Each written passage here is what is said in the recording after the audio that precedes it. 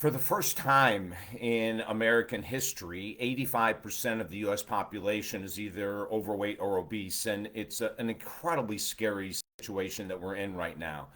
To think about the fact that 85% of US citizens are overweight or obese means that down the road, if we don't start making changes right now, there's going to be thousands upon thousands of health complications. I've worked with individuals that did not take care of their health, that bloomed in their weight, and then they end up having to have diabetes, which led to amputation of a foot or a toe or a leg. I mean, that's the worst case scenario, right? But what about open heart surgery, and what about everything else that comes along with being overweight, including a complete destruction of self confidence, self esteem, self love with most people that are struggling with their weight. And here's the thing, because I'm a former alcoholic, I know the world of addiction. And most of the reason or the cause of this overweightness in America is an addiction to food. When we go back to COVID 4 or 5 years ago, I mean, it was the perfect storm, wasn't it, for any type of an addiction to explode. Porn addiction exploded, alcoholism became the number one addiction in America. It was unbelievable how it escalated so quickly. And then now food in the last 5 years has completely taken over as the number one addictive substance in this country, could be the world as well. I'm very familiar with the USA, much more so. And here's the challenge with it too. I remember as an alcoholic, I would go in and look around at a bar and I'd see everyone drinking, and I thought it was normal, right? And I would hang around with people that drank, and so it felt normal. And every day it was the same type of thing until it wasn't. Until I woke up one day and said, this is so freaking abnormal. I don't need to be carrying the burden. I don't need to be carrying the fatigue, the tiredness, the irritability that comes from drinking on a regular basis. I don't need that anymore, you know? And so I made a plan. It took a year, got completely clean many, many, many years ago. And the same approach needs to happen here. You know, when we're overweight and we look around at a country and we see 85% of other people overweight, we think it's normal. Just like I thought drinking every night was normal. It doesn't matter that logically that doesn't make sense. And if someone would have pulled me aside in the middle of my addiction and said, David, you drink every night, right? Yeah. Do you think that's normal? Oh, yeah. I've never got a DUI. My friends are all drinkers, and I can create business going to networking events and drinking. So, no, I don't think I have a problem. I would have justified it so easily. And that's what we do with food. Food is a drug.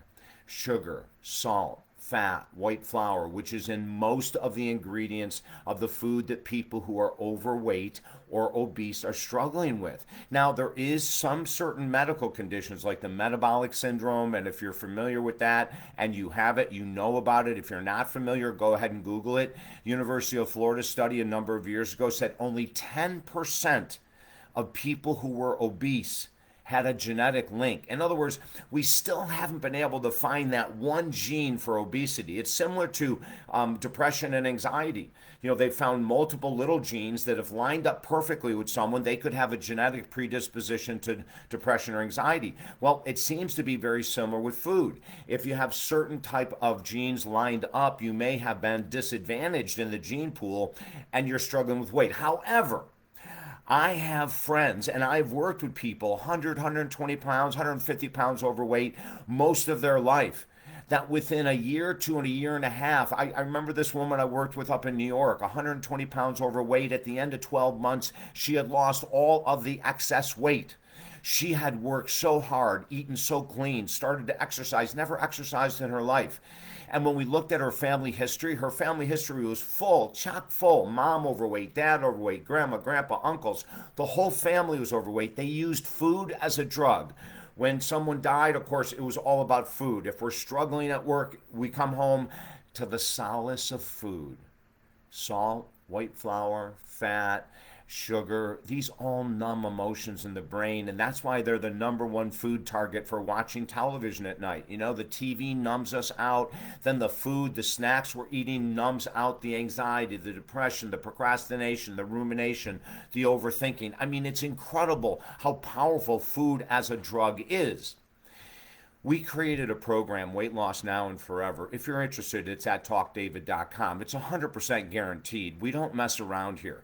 If you do what we know works, and it's worked for, gosh, I've been doing this for 45 years, we want to turn this around.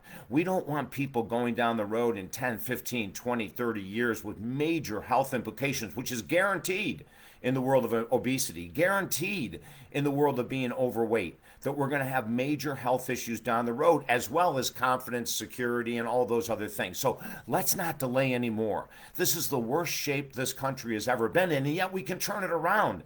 And you don't have to become a slave to exercise or a slave to food.